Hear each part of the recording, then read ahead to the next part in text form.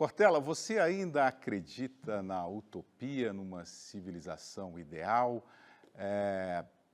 ou não acredita mais, uma vez que todas elas se tornaram sistemas totalitários? Você sabe que eu gosto demais de lembrar algo que às vezes parece ofensivo, mas eu sempre digo que todo pessimista é, acima de tudo, um vagabundo. Né? Porque ser pessimista é uma forma extremamente cômoda de existir. Afinal de contas, o pessimista ele tem uma grande vantagem. Ele não tem trabalho algum. E a melhor maneira de não precisar fazer nada é acreditar que nada pode ser feito. Uma das coisas prediletas do vagabundo é sentar e esperar dar errado. Aí você fala assim, mas não está dando errado. Ele fala, espera que você vai ver. O otimista, que é o meu caso, tem um trabalho imenso. Tem que levantar, ir atrás, buscar, chorar, querer desistir, voltar outra vez. O otimista ele é marcado por aquela música do Maurício Tapajós, do Paulo Sérgio Pinheiro, que é, né, a ideia de pesadelo, em que ele, no trecho da música, diz, eles cortam um verso, eu escrevo outro. Um muro separa, uma ponte une. De repente, olha eu de novo. Eu acho que as utopias que foram colocadas no século XX, elas foram exclusivamente para o campo da política governamental. E elas perderam um pouco daquilo que foi a noção de utopia do século XVI.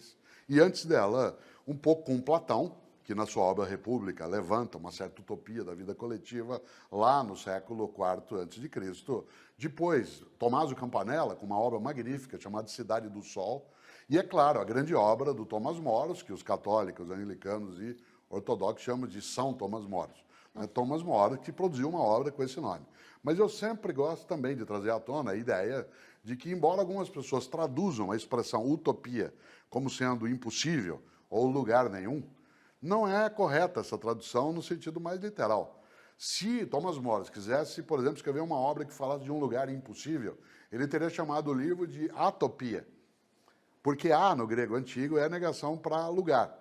Mas ele, ao usar o U, ele lançou mão de uma artimanha muito clara para não ser pego pelo Henrique VIII, mas não adiantou, porque depois ele foi decapitado, né, ao usar o U para falar de uma ilha, né, que era onde tudo feliz, que é a ilha de utopia. Ao usar o U, ele quis ali dar uma ideia de tempo. Por isso, a noção de utopia, em vez de ser lugar nenhum, ela significa ainda não. Ainda não. Paulo Freire, nosso estupendo, né, patrono da educação brasileira, muita gente não sabe que Paulo Freire é, desde 2012, o patrono da educação brasileira, tal como Caxias é do Exército, Tamandaré da Marinha. Paulo Freire não usava tanta palavra utopia, ele usava uma coisa belíssima, William, que é inédito viável. O inédito viável, isto Ideal, é, né? aquilo que ainda não é, mas pode ser. Por que é inédito? Porque ainda não é. Por que é viável? Porque pode ser.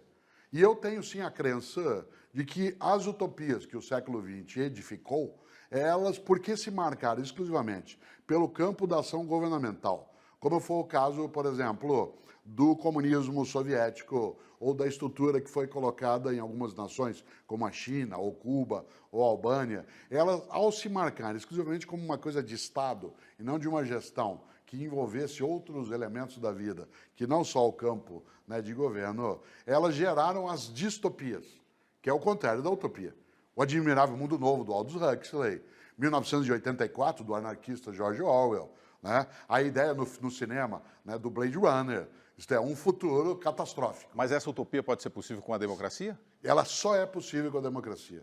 Eu não tenho nenhuma crença de que a construção de uma sociedade solidária, onde você tenha estruturas de convivência, que o socialismo teórico gerou, que o capitalismo, enquanto estrutura de produção, pôde trazer à tona.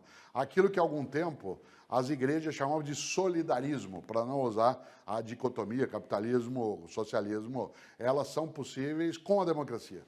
A democracia, ela é a garantia de que a gente não rompe algumas condutas. Por exemplo, o nosso país de hoje, ele vive uma turbulência, mas essa turbulência, hoje, ela é administrada de uma maneira que até quem se sente prejudicado é capaz de erguer a cabeça e buscar seu direito. E isso é novo. É diferente de uma outra circunstância. Te dou um último exemplo.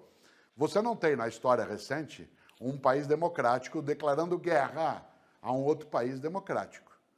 Você tem países democráticos, às vezes, o fazendo em relação àquilo que se considera, como foi o caso do nazismo, do fascismo, da percepção imperial japonesa, né, nos anos 30 e 40, a capacidade de reação. Você teve, no século XXI, alguns movimentos nessa direção. A democracia, ela é algo que nos permite até o equívoco e a correção dele, como o nosso país faz e fará, Priscila. acredito eu, como utopia.